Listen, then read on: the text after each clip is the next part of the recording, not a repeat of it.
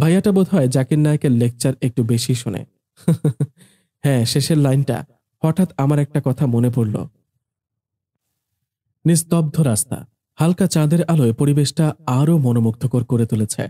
চারিদিকে শুধু ঝিঁঝি পোকার শব্দ আর তানহার হাসির গুঞ্জন শোনা যাচ্ছে। আমি আর তানহা হাঁটছি আর গল্প করছি। হঠাৎ আমার খেয়াল হলো আমরা ভুল পথে যাচ্ছি। এই, আমরা কোথায় যাচ্ছি? তানহা বলল, আমি তো জানি না, আপনি জানেন। আমি জানি মানে? আজব, আমি ভুল করে উল্টো দিকে যাচ্ছি আর আপনিও আমাকে বলেননি। আমি তো বলতে চেয়েছিলাম, কিন্তু মনে পড়ল আপনি কিছুক্ষণ আগে বের হয়েছিলেন, তাই মনে করলাম এদিকেই আসছিলেন বোধহয়, তাই আর কিছু বলিনি। আবার এতটা পথ ফেরত যেতে হবে, চলেন। আমার তো হাঁটতে ভালোই লাগছে। ইস, সারা জীবন যদি এভাবে কাটাতে পারতাম। আমার সারা জীবন হাঁটার শখ জাগেনি, বুঝলেন? গল্প করতে করতে সময় পার হয়ে যাবে, চিন্তা করিয়েন না। আপনার সমবয়সী গল্পটা শুনে আমার একটা বান্ধবীর ঘটনা মনে পড়ে গেল। কি ঘটনা? ঘটনাটা ছিল আমার বান্ধবী ফারিয়াকে নিয়ে। ছেলেটার নাম ছিল কাউসার। ও আমার বান্ধবীকে প্রপোজ করতে এসেছিল। কাউসার বলল, আমার সাথে প্রেম করবা ফারিয়া? ফারিয়া বলল, না কাউসার, তুমি ব্যাচমেট, আর ব্যাচমেটদের সাথে বিয়ের স্বপ্ন দেখা মানে রেল স্টেশনে বসে বাসের জন্য অপেক্ষা করা। তবু আমার সাথে প্রেম করো, লাভ আছে। কি লাভ? আমার সাথে যেসব ব্যাচমেট মেয়ে প্রেম করেছে তাদের সবারই ভালো জায়গায় বিয়ে হয়েছে। আমি হাসতে হাসতে শেষ। অর্ণব বলল, আল্লাহ মাফ করুন। তা আপনি ট্রাই করেননি? ভালো জায়গায় বিয়ে হতো আপনারও? আমার হারাম কাজ করার শখ জাগেনি, আর আমার দরকার নেই অত ভালো জায়গায় বিয়ে হওয়ার।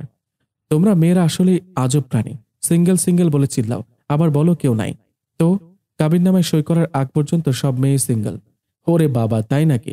আর যখন কোনো ছেলে প্রপোজ করে সুন্দর মতো বলে দাও, sorry, I have a boyfriend. আবার সান্ত্বনা দিয়ে বলো, আমরা বন্ধু হিসেবে থাকতে পারি। মানে কি? এগুলো আবার কেমন ধরনের নাশকতা? অন্যদের তো আমি জানি না, আমি বন্ধু হিসেবেও থাকতে চাই না। আচ্ছা, তার মানে প্রপোজ প্রায়ই পান? মেয়ে হয়ে জন্ম নিয়েছি তো পাবই, তাই না? হো হো, মেয়েকে বোঝা আসলেই কঠিন বিষয়। কোথা জানি পেয়েছিলাম মেয়েদের নিয়ে 7টি কমপ্লিকেটেড ফ্যাক্ট। নাম্বার 1, মেয়েরা সঞ্চয়ে বিশ্বাসী। নাম্বার 2, সঞ্চয়ে বিশ্বাসী কিন্তু দামি কাপড় কেনে। নাম্বার 3, দামি কাপড় কেনে কিন্তু পরার জন্য কিছু নাই। নাম্বার 4, পরার জন্য কিছুই নাই কিন্তু সাজে খুব সুন্দরভাবে। নাম্বার 5, সুন্দরভাবে সাজে কিন্তু নিজেকে নিয়ে স্যাটিসফাইড না। নাম্বার 6, নিজেকে নিয়ে স্যাটিসফাইড না কিন্তু ছেলেদের কমপ্লিমেন্ট চায়। নাম্বার 7, ছেলেদের কমপ্লিমেন্ট চায় কিন্তু করলে বিশ্বাস করে না। তানহা বলল, আল্লাহ, এত বড় সত্যি কথা! হুম, ছেলেরা আবার মেয়েদের থেকে একটু আলাদা। কিভাবে? এই যেমন ধরেন, ক্লাসের কোনো মেয়ে ড্রেসের প্রশংসা করলে সে আপনাকে থ্যাঙ্কস জানাবে এবং পরের দিন অন্য একটা ড্রেস পরে আসবে। কিন্তু কোনো ছেলে বন্ধুকে আপনি তার টি শার্টের প্রশংসা করেন, সে বেটা আগামী 1 মাস ওই টি শার্টই পরে আসবে। আমি তো কনকনে শীতেও গোসল না করে থাকতে পারি না। 1 মাস? You never ever. ওহো, কোথায় যেন পড়েছিলাম শীতকালে প্রতিদিন চুল ভিজিয়ে গোসল করা মেয়েগুলো সুপার বউ ম্যাটেরিয়ালস। তানহা বলল, একদম ঠিক। আমার উনি তাহলে অনেক লাকি। বাবারে বাবা, আমি তো শীতের দিনে 1 সপ্তাহ গোসলই করি না। তানহা বলল, একদম না, বিছানায় উঠতে দিব না, এমনকি 3 দিন হয়ে গেলে রুমে ঢুকতে দিব না। আহা তানহা, হুম, একদম দিব না। আরে মনে পড়লো লাস্ট শীতকালের ঘটনা। আমার একটা বন্ধু জয় একদম গোসল করে না। পরিচিত একটা বান্ধবী এসে বলল, ওই শোন না, তোর জয় নামের একটা বন্ধু আছে না, ছেলেটা কেমন? উত্তরের অপেক্ষায় বান্ধবী আমার দিকে হা করে তাকিয়ে আছে। আমি বললাম, হ্যাঁ ভালোই, তবে 20 দিনেও গোসল করে না আর কি। এটা কোনো প্রবলেম না, আমি তাকে ভালোবাসা দিয়ে গোসল করিয়ে দেব। আমি তো শুনে কয়েক সেকেন্ডের জন্য বাকরুদ্ধ হয়ে গিয়েছিলাম। কোনো মতে বললাম, আচ্ছা। তানহা বলল, সত্যি 20 দিন গোসল করে না? মানে অনেকদিন পর পর গোসল করে। আমার চেয়ে আরো বড় আলসা। হায় আল্লাহ, ওনার ভবিষ্যৎ বউটার প্রতি আফসোস হচ্ছে। তবে আমার একটা ঘটনা মনে পড়ল। একজন বড় ভাইকে দেখতাম ক্যাম্পাসে আসা একটা সদ্য জুনিয়র আপুর পেছনে ঘোরাঘুরি করত। তার জন্য কত কিছু না করেছে, হাত পা পর্যন্ত কেটেছে। আপুকে ছাড়া সে বাঁচবেই না। এরপর সেই বড় ভাই যখন গ্রাজুয়েশন কমপ্লিট করলো, ঠিক তার বছর পর বিবাহ করলো এক মেয়েকে। আর ফেসবুকে কাপল ছবি আপলোড দিয়ে ক্যাপশনে লিখলো, তোমাকে খুঁজেছি সব সময়, তোমাকে পেয়ে ধন্য আমি। ভাবা যায় এগুলা? আচ্ছা, আপনি কি করেন? আপনার নামের মতো এটাও গোপনই থাক, একদম বিয়ের পর জেনে নিয়ান, মানে নিজের চোখে দেখে নিয়ান। আপনি যেহেতু অ্যাসিস্ট্যান্ট ইংরেজি শিক্ষিকার পদে পরীক্ষা দেবেন, তার মানে আপনি ইংরেজি লিটারেচার নিয়ে পড়েছিলেন, তাই না? কেন?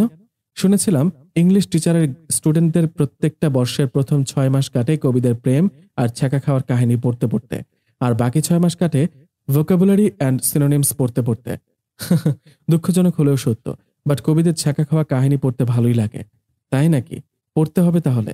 আমি তো ইংরেজি পারি না, কিন্তু একবার একটা কাণ্ড করছিলাম। আমার একটা বন্ধু আমার শহর থেকে দূরে একটা কোচিং সেন্টারে পড়াতো। একদিন জরুরি কাজে ওকে ডাকতে গেলাম সেখানে। ভুলবশত একটা রুমে ঢুকতে সব মেয়েরা উঠে দাঁড়িয়ে সালাম দিল। তাজ্জব কাণ্ড, সালাম দিচ্ছে কেন এরা আমাকে? মনে করলাম বোধহয় আজকে নতুন টিচার আসার কথা, তাই ভুলবশত মেয়েরা ভেবেছে আমি সেই নতুন টিচার। আমি যেই বলতে যাব এখানে আমি একজনকে খুঁজতে এসেছি, তখনই একজন দাঁড়িয়ে বলল, আপনি কি আমাদের নতুন ইংলিশ টিচার? এই চান্স আর ছাড়া যায়? মাথায় শয়তানি বুদ্ধি খেলে গেল।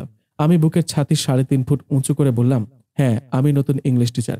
আসলে সেদিন কথায় কথায় ইংলিশে লেকচার ঝাড়ছিলাম, যা তানহাকে বললাম না। ভরকে দেওয়ার সুযোগ মিস করা যাবে না, তাই ইংলিশ বইটা হাতে নিয়ে বললাম, আগের স্যার কি কি পড়া দিয়েছিল গতকাল? কে কে শিখনি উঠে দাঁড়াও। প্রায় 1/3 মেয়ে উঠে দাঁড়ালো। আমি বললাম, পড়া না শিখলে হবে বাচ্চারা? পরীক্ষায় ফেল করলে তো বিয়ে দিয়ে দেবে। যাই হোক, এভাবে হবে না। হাই বেঞ্চের উপর কান ধরে দাঁড়িয়ে থাকো, আমি আসছি 5 মিনিটের মধ্যে। মেয়েগুলো হাই বেঞ্চে কান ধরে দাঁড়িয়ে আছে। আমি বিদ্যুতের গতিতে রুম ত্যাগ করলাম। বন্ধু চুলায় যাক, আগে যান বাঁচাতে হবে, তাই সোজা রাস্তা ধরছি। রাস্তায় হাঁটছি আর ভাবছি, মেয়েগুলো যদি আমাকে নেক্সট টাইম রাস্তায় কোথাও দেখে, তাহলে যে কপালে কি আছে। হাত নিয়ে বিনয়ের ভঙ্গিতে বলবে, আসসালামু আলাইকুম স্যার, নাকি ইট পাটকেল গোবর ছুঁড়ে মারবে মুখ বরাবর। ঝামেলা পাকিয়ে ফেললাম দেখছি। তানহা বলল, আল্লাহ, এজন্যই কবি বলেছেন, ভাবিয়া করিও কার্য, করিয়া ভাবিও না। অর্ণব বলল, যে বন্ধুটাকে খুঁজতে গিয়েছিলাম ও একবার বলেছিল টিউটর দেখতে ভালো না হলে ছাত্রী অখুশি হয়, অন্যদিকে গার্ডিয়ান খুশি এবং চিন্তামুক্ত থাকে। তানহা বলল, তা আপনার বন্ধুটা কি দেখতে খারাপ? দেখতে ভালো হলে এটা বলতো না। শয়তান একটা, নিজের বন্ধুকে কেউ এভাবে বলে? আপনি তো জানতে চাইলেন। আচ্ছা বাদ দেন। তবে প্রকৃত রাজনীতিবিদ তো তারাই, যারা টিউশন মাস্টার হয়ে ঢোকে আর জামাই হয়ে বেরিয়ে আসে। আজ প্রাইভেট পড়াই না বলে আমার জন্য ভালো হয়েছে। তাহলে ভবিষ্যৎ মেয়ে হলে তার প্রাইভেট টিউটর এমন রাখতে হবে যারা দেখতে খারাপ। দায়িত্বটা কিন্তু ওনার। এটা শুনে আমি হাসতে হাসতে শেষ। এখানে হাসির কি হলো? একটা বড় ভাইয়ের পোস্ট করেছিলাম, যার সাথে আপনার কথার একটু মিল পেলাম। পোস্টটা ছিল এরকম, বড় ছেলেকে মেডিকেলে নাকি বুয়েটে পড়াবো এ নিয়ে আমার ভার্সিটি পড়ুয়া রুমমেট ও গফের মধ্যে 2 ঘন্টার তুমুল ঝগড়া। ঝগড়া শেষে গফের ডায়লগ সামনে, আমার জেএসসি পরীক্ষা বলে বেশি কিছু বললাম না। ভাবা যায় এগুলা কেমনে করে কি? এগুলা এখন একটু বেশিই চলছে। আমার বন্ধুর কাছে শুনেছিলাম, ও বলছিল, আমার একটা বিসিএস দেওয়া বন্ধুর মোবাইল চেক করছিলাম, হঠাৎ মেসেজ আসলো। মেসেজটা ছিল এরকম, বাবু ভালো করে মাথা ঠান্ডা রেখে সবগুলো অ্যান্সার করবা। মাথা গরম করাতে আমি পিএসসিতে A+ মিস করেছি। বিসিএস প্রশ্ন কিন্তু আরো কঠিন হয়। আমি তো পুরোই অবাক। আমার বন্ধুকে জিজ্ঞাসা করলাম, ওর গার্লফ্রেন্ড কিসে পড়ে? উত্তর দিল, ক্লাস 6-এ। এটাই দেখার বাকি ছিল জীবনে। আমি হাসতে হাসতে শেষ। আল্লাহ! আর আমার একটা বন্ধুর 2টা গার্লফ্রেন্ড ছিল। একটা মেডিকেলে আর একটা ঢাকা ভার্সিটিতে চান্স পেয়েছিল। ও খুব টেনশনে ছিল কোনটা বাদ দিবে আর কোনটা রাখবে।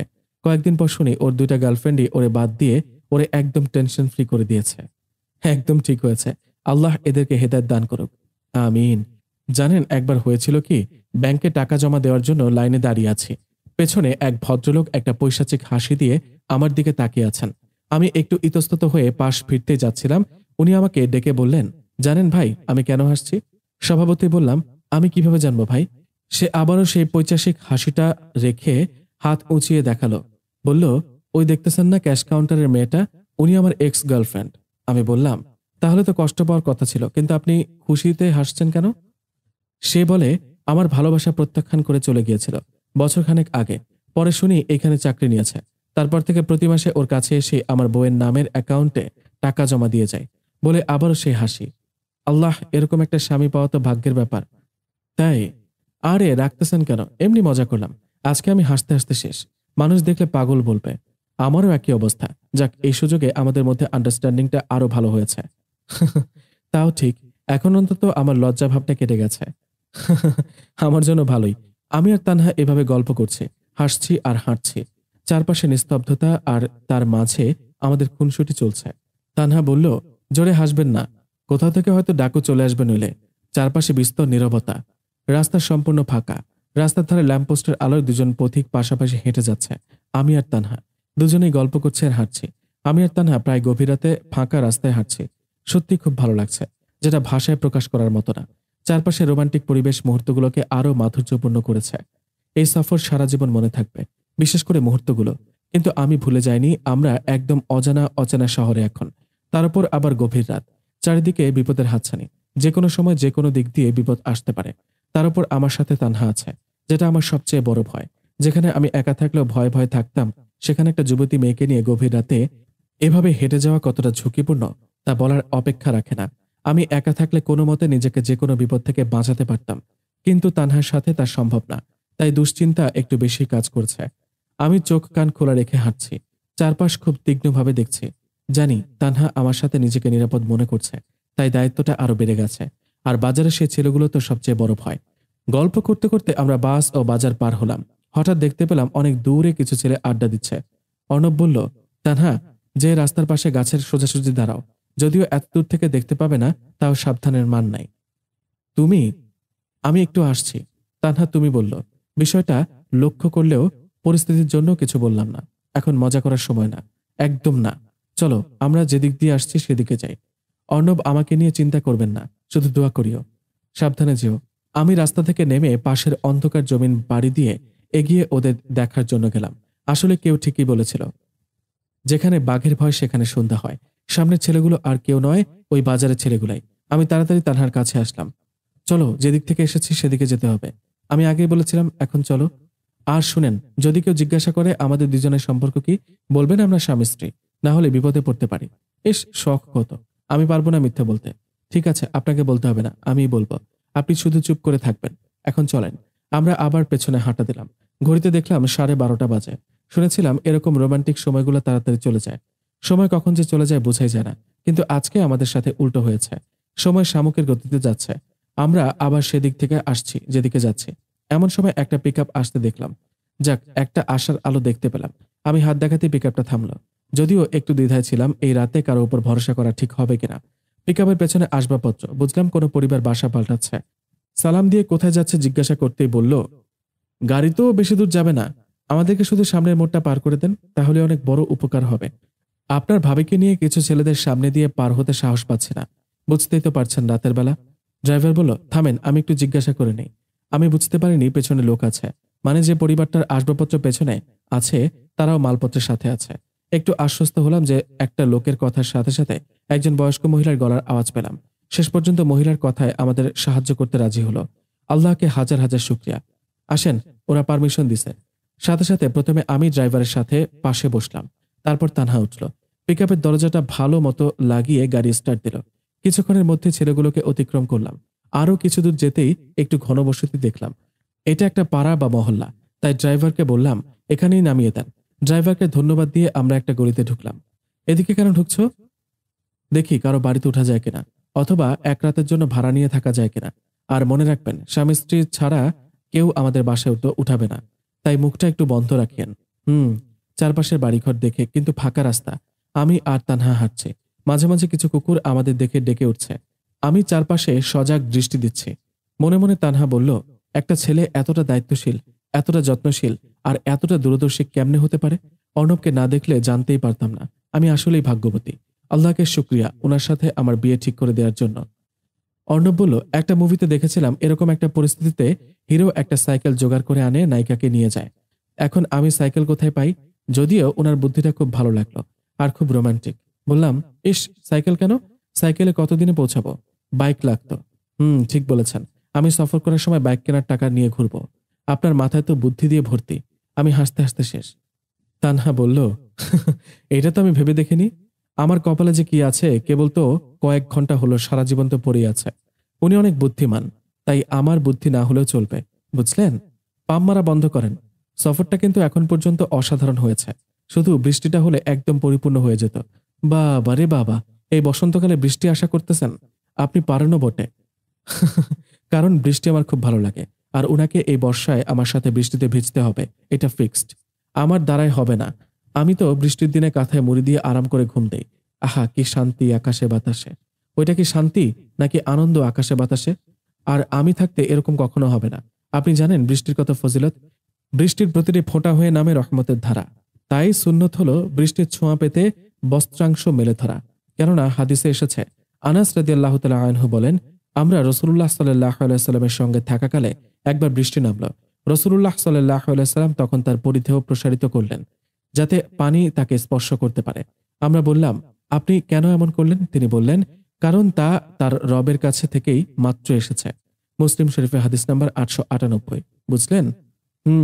আর বৃষ্টি চলমান সময় দোয়াও কবুল হয়, তাই এই সময় দোয়ার জন্য লুফে নেওয়া সুন্নত। হাদিসে এসেছে, সাহল বিন সাদ রাদিয়াল্লাহু তাআলা আনহু বলেন, 2 সময়ের দোয়া ফেরত দেয়া হয় না, কিংবা তিনি বলেছেন খুব কমই ফেরত দেওয়া হয়। আজানের সময় দোয়া এবং রণাঙ্গনের শত্রুর মুখোমুখি হওয়াকালের দোয়া।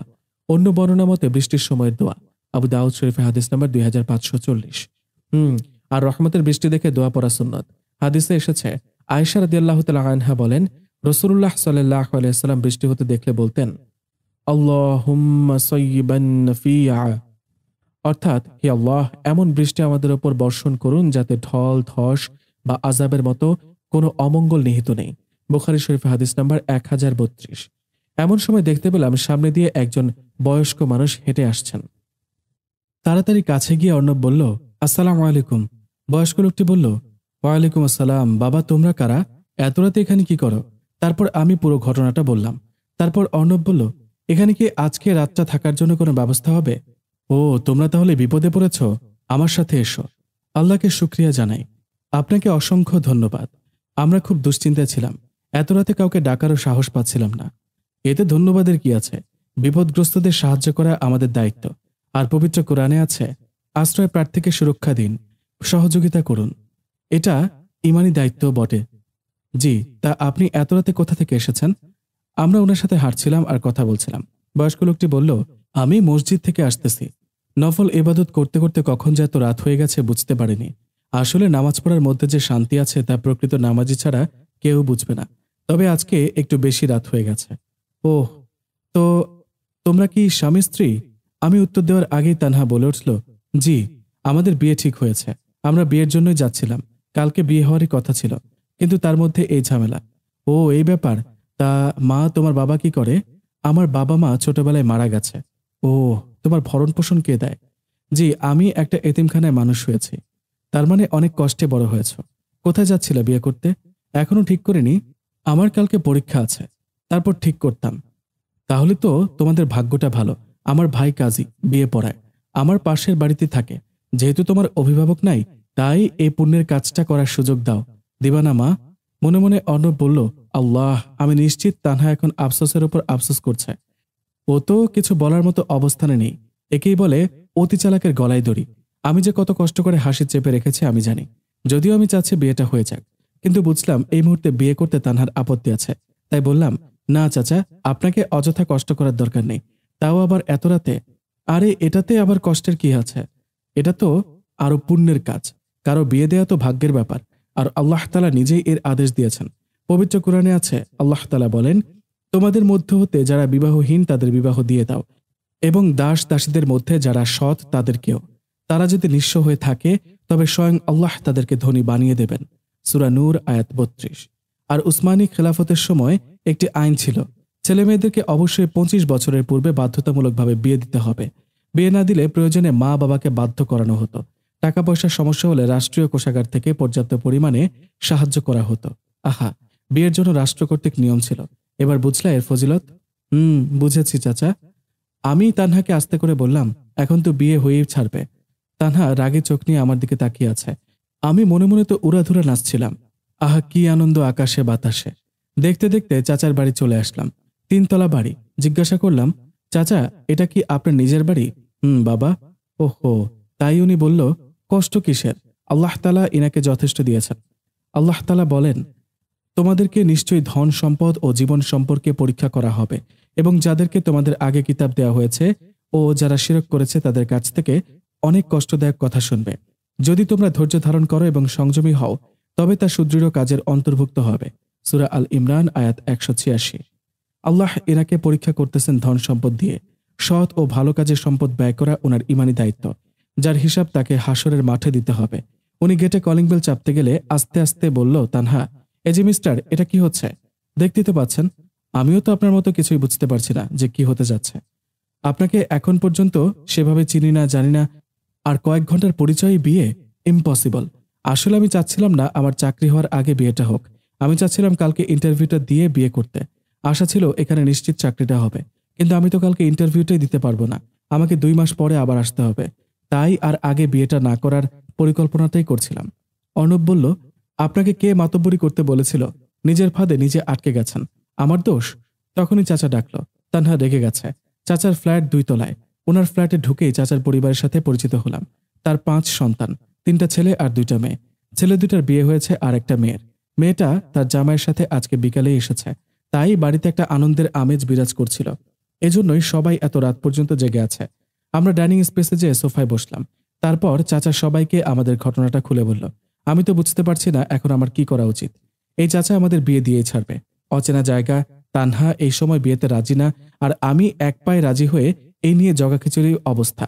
আমি তো কোনো মতে মুখের হাসি রেখা ফুটিয়ে তুলে সৌজন্য বজায় রাখলাম। সবাই আমার মতো এক পায়ে রাজি যে বিয়ে দিতেই হবে। আসলে এরকম ঘটনা তো আর বারবার হয় না। তারপর অনেক কথা হইল ওদের সাথে। তানহা চুপ করেছিল পুরোটা সময়।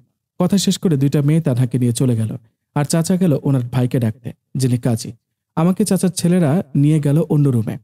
রুমে যেয়ে আমি পড়ে গেলাম বিপদে। তানহার তো অসুবিধা হবে না, কারণ অন্যজনের শাড়ি ও পরতে পারে, আর মেয়েদের তো শাড়ির গোডাউন থাকে। ওনার মেয়েদের গোডাউনে 2-1টা নতুন শাড়ি পাওয়াই যাবে, কিন্তু আমি তো আর মানুষের ব্যবহার করা জিনিস পরতে পারবো না। এখন উপায়? পরে শুনলাম বড় মেয়েটা ও তার জামাই আসার সময় সবার জন্য কিছু না কিছু নিয়ে এসেছে। তার মধ্যে শাড়ি ও পাঞ্জাবিও ছিল। কিন্তু আমার বিয়ে আর আমি ধার করা পোশাক পরবো? এটা আত্মসম্মানের ব্যাপার। আমি যে মোবাইলটা চার্জে দিয়ে চার্জ অবস্থায় আব্বুকে বললাম যেভাবে পারো আধ ঘন্টার মধ্যে আমার বিকাশে 20,000 টাকা দিতে। আব্বু বলল, তুই ঠিক আছিস তো বাবা? জি আব্বু, কিন্তু টাকাটা খুব দরকার। ঠিক আছে, আমি এখনই যাচ্ছি। আসসালামু আলাইকুম। ওয়ালাইকুম আসসালাম। আমি একটু চিন্তায় ছিলাম এত রাতে বিকাশের দোকান খোলা থাকবে কিনা, কিন্তু 15 মিনিটের মধ্যেই আব্বু টাকা পাঠালো, তাও আবার 30,000 টাকা। যাক, ভালোই হলো, কাজে আসবে। এজন্য আব্বুকে এতটা ভালো লাগে। আরেকটা চিন্তা ছিল এদের কারো বিকাশ আছে কিনা। স্বস্তি পেলাম শুনে যে এদের অনেকেরই বিকাশ আছে, তাই সব মিলিয়ে 12,000 টাকা ওদের বিকাশ করে দিলাম। ওরা মানা করেছিল, কিন্তু আমি তো দিবই, জোর করে দিলাম। উফ, এখন শান্তি পাচ্ছি, নইলে সারা জীবনের জন্য কেলেঙ্কারি হয়ে থাকতো। বিয়ে করছি মানুষের জিনিস দিয়ে, ভাবা যায় এগুলা। পাঞ্জাবি এবং পায়জামা পরলাম। একটু পর অন্য রুমে যেয়ে দেখি তানহা বসে আছে। আমি সামনে যেয়ে বসলাম। শাড়িটা কালো, বিয়ের শাড়ি না। আসলে ওরা তো আর বিয়ের শাড়ি কিনবে না পরার জন্য। তানহা ঘোমটা দিয়ে রেখেছে যতটা পারে। কাজী সাহেব মানে চাচার ভাই এসেছেন। আমাদের বিয়ে কাজ শুরু করার আগে কাজী সাহেব বললেন, কত টাকা দেনমোহর ধার্য করব। তানহা চুপ করে আছে। আমি জানি ও বলবে না, বললেও কম বলবে, তাই আমি একটা অ্যামাউন্ট বললাম। বাকিগুলোও আমি বললাম। তারপর থেকে আমি সম্পূর্ণভাবে ঘোরের মধ্যে ছিলাম। আমি তানহার দিকে দেখে বিশ্বাস করতে পারছিলাম না ওনার সাথে আমার বিয়ে হচ্ছে। আল্লাহ আমার দোয়া কবুল করেছেন। আল্লাহ তাআলা বলেন, আর তোমরা যা চেয়েছ তার প্রত্যেকটি থেকে তিনি তোমাদেরকে দিয়েছেন, এবং যদি তোমরা আল্লাহর নিয়ামতের গণনা করো তবে তার সংখ্যা নিরূপণ করতে পারবে না। নিশ্চয় মানুষ অতিমাত্রায় জালিম ও অকৃতজ্ঞ। সূরা ইব্রাহিম আয়াত 14-34। তাই আল্লাহর কাছে শুকরিয়া আদায় করে কৃতজ্ঞতা জানালাম। এই সেই তানহা যার দ্বীনি জ্ঞান দেখে মুগ্ধ হয়ে গিয়েছিলাম, যার প্রতি আমি প্রতিটা মুহূর্তে আরো বেশি পরিমাণে দুর্বল হচ্ছিলাম। আজ তার সাথে আমার বিয়ে, কিছুক্ষণ পর তা সম্পন্ন হয়েও যাবে। পুরো ঘটনা ভাবতে আমাকে অবাক লাগছে খুব। কিভাবে কি হলো? রাগ, অভিমান, ঝগড়া, প্রপোজ, ভালোবাসা, স্মরণীয় মুহূর্ত ইত্যাদি কি ছিল না এই শেষ কয়েক ঘন্টায়? এটা সম্ভবত পৃথিবীর সবচেয়ে দ্রুত বিয়ে। 7টায় বিয়ের প্রস্তাব আর 2টায় বিয়ে। আমাকে এখনো সবকিছু স্বপ্নই মনে হচ্ছে। তারপর কাজী সাহেব বিয়ের কাজ শুরু করলেন। বিয়ে পড়ানো শেষ হলে কবুল বলতে বললেন। আমি বললাম, তানহাও বলল। এভাবে আমাদের বিয়েটা সম্পন্ন হলো। পুরোটা সময় তানহার দিকে তাকিয়ে ঘোরের মধ্যেই বিয়ে সম্পন্ন করেছে। আমি ছাদের উপর একা দাঁড়িয়ে আছি। ঘড়িতে 2:30 বাজে। তানহাকে এরা আমাদের জন্য বরাদ্দ করা রুমে নিয়ে গেছে। আমি ওদের কাছ থেকে একটু সময় চেয়ে ছাদে নিয়ে আসলাম। ছাদে দাঁড়িয়ে ভাবছি, কি হলো এটা? মনে পড়লো রাজীবকে কল দিতে হবে। আমি ওকে আমার সব কথা বলি, আর এটা তো ঐতিহাসিক ঘটনা। রাজীবকে কল দিতেই ও রিসিভ করলো। আসসালামু আলাইকুম। কিরে এত রাতে? আর শোন, ওই মেয়েটার সাথে আমার বিয়ে হয়ে গেছে। কোন মেয়েটা? আরে যে মেয়েটার উপর রেগেছিলাম আর যার বাড়ি খুঁজতে যাচ্ছিলাম। হুদাই, এখন তোর মজা করার সময় এত রাতে? হ্যাঁ রে, সত্যি কথা। কি? কখন? কিভাবে? কোথায় তুই? পুরা ঘটনা পরে বলবো, রোমাঞ্চকর কাহিনী। এখন শুধু বিয়ের ঘটনাটা শোন, তারপর শুধু বিয়ে কিভাবে হলো তা বললাম। যাক, আমি প্রচুর খুশি হয়েছি। আমি চাচ্ছিলাম যে ওর সাথেই তোর যেন বিয়েটা হয়। তোর দোয়া কবুল হয়েছে। আমার এখনো বিশ্বাস হচ্ছে না যে তুই ওই মেয়েকে বিয়ে করেছিস। আমারও। আচ্ছা শোন, বিয়ের বিবাহের শর্ত তো 4টি।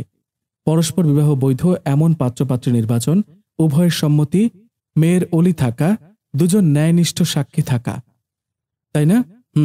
আর বিয়ের রুকন 2টি, ইজাব বা প্রস্তাবনা, কবুল বা গ্রহণ। আর হাদিস অনুসারে উক্ত শর্তাবলীর কোনো একটি পূরণ না হলে বিবাহ শুদ্ধ হবে না। উল্লেখ্য যে মেয়ের অলি নেই তার অলি হবেন সরকার। আহমদ, তিরমিজি, মিশকাত শরীফের হাদিস নাম্বার 3113। আর অন্য বর্ণনায় আছে, পাত্রীর জন্য তার অলি বা অভিভাবক জরুরি। বিনা অলিতে বিবাহ বাতিল। আবু দাউদ, তিরমিজি, ইবনে মাজাহ শরীফের হাদিস। অলি না ছাড়া বিয়ে বাতিল, ওই বিষয়টাতে ইসলামিক স্কলারদের মধ্যে মতবিরোধ আছে। এ ব্যাপারে পরে আসছি। তবে সাক্ষী না ছাড়া বিয়ে বাতিল। তার আগে শোন, ওই অলি হবে সাবালক, সুস্থ মস্তিষ্ক ও সুবোধ সম্পন্ন সচেতন মুসলিম পুরুষ, যেমন পাত্রীর পিতা, তা না হলে দাদু, না হলে ছেলে বা পোতা, না হলে সহোদর ভাই, না হলে বৈমাত্রীয় ভাই, না হলে আপন চাচা, নচেত পিতার বৈমাত্রীয় ভাই, না হলে চাচাতো ভাই, অনুরূপ নিকটাত্মীয়। সুতরাং বৈমাত্রীয় ভাই, ভাইপো, নানা, মামা অলি হতে পারে না। অনুরূপ মা বাবা অন্য কোনো মহিলার অভিভাবকত্বে বা আদেশক্রমে বিবাহ হবে না। যেমন নিকটের অলি থাকতে দূরের অলির, যেমন বাপ থাকতে দাদুর বা দাদু থাকতে ভাইয়ের অভিভাবকত্বে নারীর বিবাহ হয় না। অনুরূপ পালিতা বাপ কোনো অলিই নয়। যার কোনো অলি নেই তার অলি হবে কাজী। বুঝলি? এবার বুঝেছি। এজন্যই তোর ভাবির অলি হয়েছিল কাজী সাহেব নিজে। হ্যাঁ, আরেকটা বিষয়, বাপ নাস্তিক বা কবর পূজারী হলে মেয়ের অলি হতে পারে না। ও, আর অভিভাবক ছাড়া নারীর বিয়ে হয় না। যেহেতু পুরুষের ব্যাপারে তার মোটেই অভিজ্ঞতা থাকে না, আবেগ ও বিহ্বলতায় স্বামী গ্রহণে ভুল করাটাই তার স্বাভাবিক।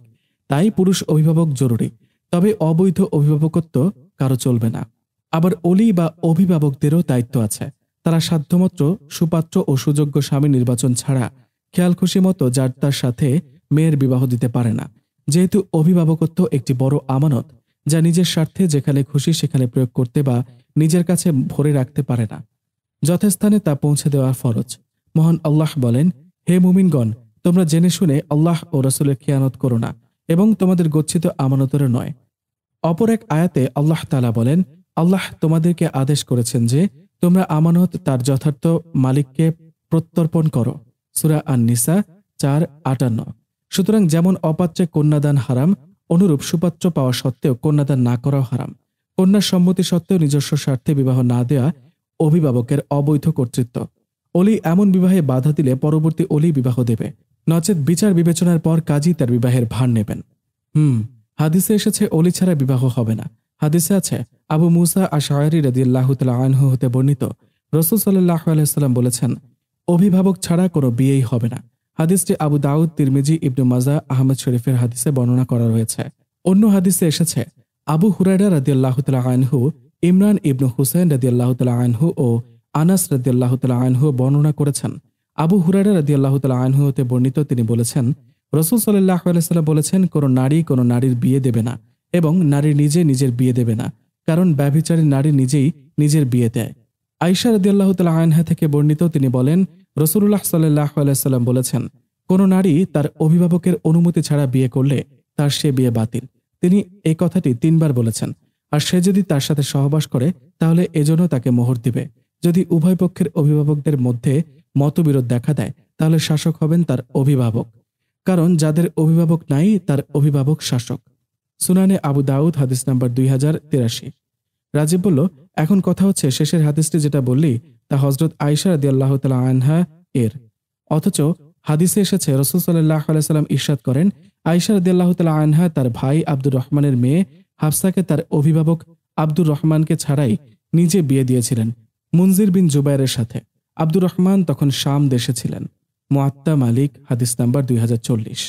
সুতরাং বোঝা গেল যে উক্ত শেষ হাদিস দ্বারা খোদ বর্ণনাকারী হযরত আয়েশা রাদিয়াল্লাহু তাআলা আনহা নিজেই বিবাহ শুদ্ধ হয় না এই কথা বুঝাননি, বরং এর দ্বারা উদ্দেশ্য হল অভিভাবক ছাড়া বিয়ে অসম্পূর্ণ হয়, সম্পূর্ণ বাতিল নয়। কারণ যে অভিভাবক মেয়েকে লালন পালন করলো তাকে না জানিয়ে বিয়ে করাটা তো অসম্পূর্ণই, তাই বলা হয়েছে তা বাতিল। বাতিল মানে অসম্পূর্ণ। বিয়ে সহি হওয়ার ব্যাপারে কোনো সন্দেহ নেই। আর কোরআনের আলোকে অভিভাবকদের অনুমতি ছাড়া বিয়ের বৈধতার কিছু দলিল আল্লাহ তাআলা বলেছেন, মহিলারা নিজেদের ব্যাপারে সৎভাবে যা করবে বিয়ের ক্ষেত্রে সে বিষয়ে তোমাদের কোনো দোষ নেই। সূরা বাকারা আয়াত 234। কিন্তু বলা হয়েছে সৎভাবে, এটা তোকে মাথায় রাখতে হবে। অন্য এক আয়াতে আল্লাহর বাণী, তোমরা মেয়েদেরকে তাদের স্বামীদেরকে বিবাহ করা থেকে বাধা দিবে না। সূরা বাকারা আয়াত 232। বুঝলি? কিন্তু কোরআনের আয়াতের ব্যাখ্যা কিন্তু সহজ বিষয় না। জানি, তাই একটা হাদিস উল্লেখ করতেছি। হাদিসে এসেছে, নবী করিম সাল্লাল্লাহু আলাইহি ওয়াসাল্লাম ইরশাদ করেন, সাবালিকা মেয়ের নিজ বিয়ের ব্যাপারে সিদ্ধান্ত নেওয়ার অধিকার অভিভাবক অপেক্ষা তার নিজেরই বেশি। সহিহ মুসলিম শরীফে হাদিস নাম্বার 1421। কিন্তু তাকে পূর্ণবয়স্ক হতে হবে। বুঝলি? বুঝেছি। এজন্যই স্কলারদের মধ্যে মতবিরোধ রয়েছে। ইমামদের এক অংশের মতে বিয়েতে মেয়েদের জন্য অভিভাবকের অনুমতি অত্যাবশ্যক। অভিভাবক অনুমতি না দিলে বা অভিভাবকের অজ্ঞাতসারে বিয়ে করলে মেয়ের বিয়ে সহি হবে না। এই মতের পক্ষে রয়েছেন ইমাম শাফিঈ, ইমাম আহমদ রহমতুল্লাহ আলাইহি প্রমুখ। উভয়ের মতের সপক্ষে বিস্তর দলিলও রয়েছে। আর অন্য একাংশের মতে অভিভাবকের অনুমতি ছাড়া যদি কোনো প্রাপ্তবয়স্ক মেয়ে বিয়ে করে তাহলে তার বিয়ে শুদ্ধ হয়ে যাবে। তবে শর্ত হলো উক্ত মেয়েকে প্রাপ্তবয়স্ক হতে হবে এবং কুফু সমতা রক্ষা করে বিয়ে করতে হবে। যদি কুফু না মিলে তাহলেও বিয়ে হয়ে যাবে, কিন্তু মেয়ের পিতা চাইলে উক্ত বিয়ে ভেঙে দিতে পারবেন। তবে পিতা যদি বিয়ে না ভেঙে বলবৎ রাখেন তাহলে বিয়ে ঠিক থাকবে। এ মতটি দিয়েছেন বিখ্যাত তাবেঈ ইমাম জুহরি, ইমাম আবু হানিফা ও ইমাম শাফিঈ প্রমুখ। তাই যারা হানাফি মাযহাবের বা ইমাম আবু হানিফা এর হাদিসের ব্যাখ্যার ও মতামতের উপর নির্ভর করেন, তারা অভিভাবক ছাড়া বিবাহকে বৈধ মনে করেন এবং এভাবে তাদের বিয়ে হয়ে গেলে সে বিবাহের স্বীকৃতি দেওয়া হয়। এই বিয়ে আপন অবস্থার ওপর স্থির থাকে এবং বিয়ে ভেঙে ফেলতে বলা হয় না। তবে ইসলামী বিবাহের ক্ষেত্রে মেয়েদের জন্য অভিভাবক থাকা খুবই জরুরি বিষয়। যদিও বুঝলাম যে অভিভাবকের অনুমতি ছাড়া মেয়ে বিবাহ করলে সেই বিবাহ হয়ে যাবে, তারপরেও অভিভাবকের অনুমতি নেওয়া খুবই গুরুত্বপূর্ণ বিষয়।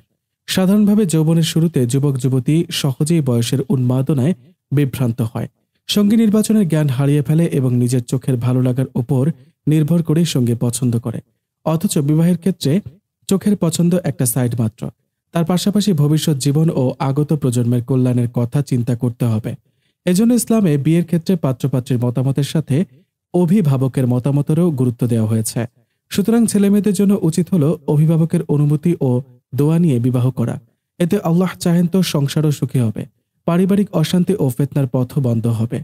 স্বামী স্ত্রীর মাঝে প্রেম, মহাব্বত, ভালোবাসা, আত্মবিশ্বাসও বৃদ্ধি পাবে। রাজীব বলল, একদম ঠিক বলেছিস। অভিভাবকের মতামতের তায় তোয়াক্কা না করলে সমাজে বিশৃঙ্খলা দেখা দেবে, পরিবারে অশান্তির বীজ বপন হবে, ছেলেমেয়েরা বিয়ের নিয়তে প্রেম শুরু করবে, নারী ধর্ষণ ও নির্যাতন বেড়ে যাবে, অসামাজিক কার্যকলাপে লিপ্ত হবে, বিয়ের প্রলোভন দেখিয়ে মেয়েদের ইজ্জত সম্ভ্রমকে আত্মসাৎ করবে। প্রেমের শুরুটা হবে নেক সুরতে, শেষ হবে শয়তানের ধোঁকার মাধ্যমে। তাছাড়া বাবা মা যখন দেখবে মেয়ে ইসলামিক হওয়ার প্রধান সমস্যা হচ্ছে মেয়ে বাবা মায়ের আবেগের মূল্য দিচ্ছে না, বাবা মায়ের অনুমতি ছাড়াই বিয়ের বৈধতার ফতোয়া ব্যবহার করে নিজে নিজে পছন্দমতো পাত্র খুঁজে বের করে ফেলেছে, তখন বাবা মায়েরা মনে কষ্ট পাবে ও নিকটস্থ প্রতিবেশীরা তাকে নিয়ে কানাঘোষা করবে, তার চরিত্রে কালিমা লেপন করবে। এই নানাবিধ বাস্তবতাকে অস্বীকার করা যায় না। তাই বিতর্কিত হতে না চাইলে অভিভাবকের পছন্দমতো ছেলেকে বিবাহ করা উচিত হবে। বুঝলাম। তবে ইসলাম অনুযায়ী শুধু বাবা মার একচেটিয়া মত হলেই হবে না, মেয়ের দিকটাও দেখতে হবে। কেননা হাদিসে এসেছে, রাসূল সাল্লাল্লাহু আলাইহি ওয়াসাল্লাম ইরশাদ করেন, হযরত বুরাইদা রাদিয়াল্লাহু তাআলা আনহু থেকে বর্ণিত, তিনি বলেন, জনৈক মহিলা নবীজি সাল্লাল্লাহু আলাইহি ওয়াসাল্লামের কাছে এসে বলল, আমার পিতা আমাকে তার ভাতিজার কাছে বিয়ে দিয়েছে যাতে তার মর্যাদা বৃদ্ধি পায়। রাবী বলেন, তখন রাসূল সাল্লাল্লাহু আলাইহি ওয়াসাল্লাম বিষয়টি মেয়ের ইখতিয়ারের ওপর ন্যস্ত করেন, অর্থাৎ ইচ্ছে করলে বিয়ে রাখতেও পারবে, ইচ্ছে করলে ভেঙেও দিতে পারবে। তখন মহিলাটি বললেন, আমার পিতা যা করেছেন তা আমি মেনে নিলাম। আমার উদ্দেশ্য ছিল মেয়েরা যেন জেনে নেয় যে বিয়ের ব্যাপারে পিতাদের চূড়ান্ত মতের অধিকার নেই। সুনানে ইবনে মাজাহ হাদিস নাম্বার 1874। হ্যাঁ, ঠিক বলেছিস। আর মেয়ের অনুমতি না ছাড়া বিয়ে দেওয়া যাবে না, কেননা হাদিসে আছে রাসূলুল্লাহ সাল্লাল্লাহু আলাইহি ওয়াসাল্লাম বলেছেন, বিধবার বিয়ে তার পরামর্শ ছাড়া এবং কুমারী মেয়ের বিয়ে তার অনুমতি ছাড়া করানো যাবে না। বুখারী শরীফে হাদিস নাম্বার 5136। এই জায়গায় তো আমার খটকা লাগছে। তোর ভাবি বিয়ের আগে কিন্তু আমাকে বলেছিল যে বিয়ে করবে না। শুনলি তো তুই ঘটনাটা। ভাবি বোধহয় চাচ্ছিল বিয়েটা পরে করতে। ভাবি কি চুপ ছিল? আমি বলতেই চুপ হয়ে গিয়েছিল, আর তেমন বিরোধিতা করেনি। চুপ থাকাই সম্মতির লক্ষণ, কেননা হাদিসে এসেছে, আয়েশা রাদিয়াল্লাহু তাআলা আনহা হতে বর্ণিত, তিনি বলেন, হে আল্লাহর রাসূল, নিশ্চয়ই কুমারী মেয়েরা লজ্জা করে। নবী সাল্লাল্লাহু আলাইহি ওয়াসাল্লাম বলেন, আর চুপ থাকাটাই হচ্ছে তার সম্মতি। বুখারী শরীফে হাদিস নাম্বার 5137। বুঝলি? হ্যাঁ বাবা, বুঝলাম। তুই বুঝাবি আর আমি বুঝবো না, এরকম কখনো হয়েছে? এজন্যই তো তোর সাথে সবকিছু শেয়ার করি। তুই জানিস তুই কতটা ভাগ্যবান, ভাবির মতো একটা মেয়ে পাইছিস। আর ভাবিও প্রচুর ভাগ্যবান। আমি পড়েছিলাম, সেই স্বামী ভাগ্যবান যার স্ত্রী প্রতিটি নামাজের পর তার স্বামীর জন্য দোয়া করে। আর believe me, she is that kind of girl dude. যে মেয়ে তার স্বামীর জন্য নিজের সৌন্দর্যকে এভাবে হেফাজত করে, সে মেয়ে তোর জন্য আরো কি কি জমা রাখছে একবার ভাব। এটাই প্রকৃত দিনদার স্ত্রী পাওয়ার লাভ, যার জন্য তোকে জোর করতেছিলাম ওকে বিয়ে করতে। আর সে স্ত্রী ভাগ্যবান যার স্বামী প্রতিটা মুহূর্তে তার স্ত্রীকে মনে করে ভালোবাসে। আর তোকে তো আমি ভালো মতোই চিনি। ওকে বাদ দে, রাত হয়ে গেছে আর তোর ভাবি একা বসে আছে। কালকে কথা হবে, পুরো ঘটনাটা বলবো নি। আসসালামু আলাইকুম। ওয়ালাইকুম আসসালাম। কলটা কেটে ছাদ থেকে রুমে আসলাম। ছাদ থেকে রুমে এসে দেখলাম হঠাৎ বিয়ে, তাই সেরকম কিছু সাজানো নাই। তবে রুমের সবকিছু সুন্দরভাবে সাজানো। রুমের আসবাবপত্র আর সেগুলো সাজানোর ধাঁচ জানান দিচ্ছে ইনারা কতটা ধনী। রুমের সাথে বেলকনিতে তানহা দাঁড়িয়ে আকাশের দিকে তাকিয়ে আছে। আমি ওনার মনের অবস্থা সম্পর্কে অনিশ্চিত, তাই দরজা লাগিয়ে বিছানার এক সাইডে বসলাম। তানহা বুঝতে পারলো আমি আসছি, তাই বেলকনি থেকে রুমে আসলো। আসার সময় দরজাটা লাগিয়ে দিল। আসসালামু আলাইকুম, কোথায় গিয়েছিলেন? ওয়ালাইকুম আসসালাম, একটু ছাদে গিয়েছিলাম। হঠাৎ সালাম দিলেন যে? কারণ তুমি এখন আমার স্বামী, বুঝলেন মিস্টার অর্ণব? তানহা বলল, না এমনি। বেলকনিতে কি করতেছিলেন? চাঁদ দেখছিলাম। আপনি ছাদে কি করছিলেন? যাক বাবা, আমার বউটা রোমান্টিক আছে দেখছি। আমার বেস্ট ফ্রেন্ডের সাথে কথা বলছিলাম। জানতে তো হবে যে আমি বিয়ে করেছি, তাই না? তানহা বলল, তবে প্লিজ এখন থেকে স্বামীর অধিকার চেয়েন না, এটা আমার অনুরোধ। জি, আমি বুঝতে পেরেছি। আমাদের পরিচয় শুধু কয়েক ঘন্টার, আর এভাবে হঠাৎ করে বিয়ে হবে এটা আমিও ভাবতে পারিনি। আপনারও ধাতস্থ হওয়ার জন্য কিছুটা সময় প্রয়োজন। জি, আমি জানতাম তুমি বুঝবা বিষয়টা, এজন্যই তো তোমাকে এতটা ভালো লাগে। ধন্যবাদ Mr Arnab Ahmed, son of Mr Rafiq Ahmed and Mrs Radia Begum. হা রে বাবা রে বাবা, আপনি কাবিননামায় দেখে মনে রেখেছেন? তাও আবার সম্পূর্ণটা। ওহ শিট, আমি একদম ভুলে গিয়েছিলাম। ঘোরের মধ্যে আপনার নামটা পর্যন্ত দেখিনি। দয়া করে এখন বলেন না প্লিজ। না, বলবো না, সময় হলে বলবো। আপনার নাম মনে হয় তাসনিয়া, তাই না? আপনার বান্ধবী সেদিন আপনাকেই ডাকছিল, আর বিয়ে পড়ানোর সময়ও এরকমই কিছু একটা শুনেছিলাম। সময় হলে জানতে পারবেন। ঠিক আছে, আমিও বলবো না যে আমি কি করি। ঠিক আছে, কিন্তু তাও বলবো না আমার নাম। আর আপনি কি করেন তা জানার দরকারও নেই। আচ্ছা, আপনি কি এই বিয়েতে খুশি? না মানে, মেয়েদের তো বিয়ে নিয়ে অনেক স্বপ্ন থাকে। আমাদের বিয়ে তো খুব সাদামাটা ভাবে হয়ে গেল, তাই বলছি। বিয়ের দিন নিয়ে আমার কোনো স্বপ্ন ছিল না। আর প্রচলিত বিয়েতে পর্দার খেলাপ হয় বলে আমি বরং একটু এটা নিয়ে চিন্তায় ছিলাম বলতে পারেন। তাই সাদামাটাভাবে বিয়ে করাটাই আমার ইচ্ছা ছিল। আর হাদিসে এসেছে, মাসনুন বিবাহ সাদাসিধে ও অনাড়ম্বর হবে, যা অপচয়, অপব্যয়, বেপর্দা ও বিজাতীয় সংস্কৃতি মুক্ত হবে, এবং তাতে যৌতুকের শর্ত বা সামর্থ্যের অধিক মোহরানার শর্ত থাকবে না। তাবারানি আউসাত হাদিস নাম্বার 3612। কিন্তু যৌতুক না নেওয়ার জন্য আপনার বাবা কিছু বলবে না? আমার বাবা এ ধরনের হারাম কাজ কখনো করার চিন্তাও করবে না, এটা নিয়ে আপনি নিশ্চিত থাকতে পারেন। কেননা কোনো পক্ষ জেওরের শর্ত করা নিষেধ, এবং ছেলের পক্ষ থেকে যৌতুক চাওয়া হারাম। আহসানুল ফতোয়া 5/13। অন্য বর্ণনায় এসেছে, শর্ত আরোপ করে বরযাত্রীর নামে বরের সাথে অধিক সংখ্যক লোকজন নিয়ে যাওয়া এবং কনের বাড়িতে মেহমান হয়ে কনের পিতার ওপর বোঝা সৃষ্টি করা আজকের সমাজের একটি জঘন্য কুপ্রথা, যা সম্পূর্ণরূপে পরিত্যাগ করা আবশ্যক। মুসনাদ আহমদ 20,722। আর আমার আব্বু তো আমাকে বিয়ের জন্য নানাভাবে চাপ দিচ্ছেন, তাই উনি বরং আরো খুশি হবেন, বুঝলেন? এই প্রথম আমরা একজন আরেকজনের দিকে তাকিয়ে কথা বলছি। আর তানহার চেহারাও খোলা। তানহা আগে আমার সাথে খুব সংযত হয়ে কথা বলতো, আর এখন সেই ভাবটা নেই, বরং নরম ও মধুরতা মিশানো গলায় কথা বলছে। তানহা বলল, বুঝেছি।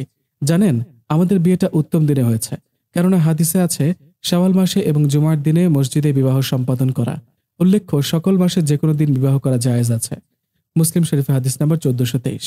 এটা শাওয়াল মাস চলতেছে ও আমাদের বিয়ে রাত 2টার দিকে হয়েছে, আর আজকে কিন্তু শুক্রবার। তাই নাকি? এটা আমি জানতাম না। আমার বউ তো অনেক ট্যালেন্টেড। দেখতে হবে না কার বউ।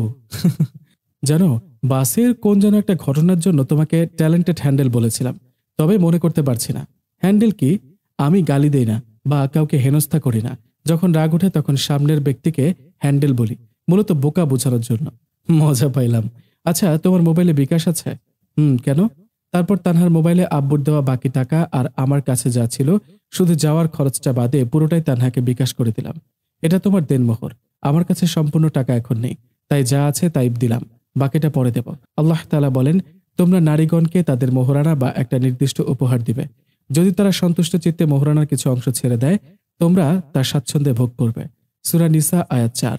আর মোহরানা আদায় না করা পর্যন্ত পুরুষের জন্য তার স্ত্রী হারাম।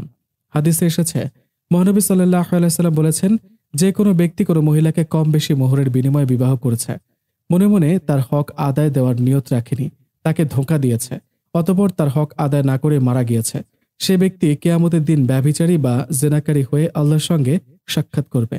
তবে মেয়েরা অনুমতি দিলে তাকে স্পর্শ করা জায়েজ আছে। আর মেয়েরা চাইলে দেনমোহর মাফ করে দিতে পারে, কিন্তু এটা ইসলামী আদর্শের পরিপন্থী, কেননা এটা আদায় ফরজ। আর আমি যেহেতু কিছুটা আদায় করেছি তাই ভবিষ্যতে দিব, বা এরকম কিছু পারস্পরিক পরামর্শ সাপেক্ষে তুমি অনুমতি দিলে স্পর্শ করতে পারবো, বুঝলা? জি, আমি জানি। আর দেনমোহর আমার অধিকার। কিন্তু আপনাকে এত টাকা দেনমোহর কে বলতে বলেছে?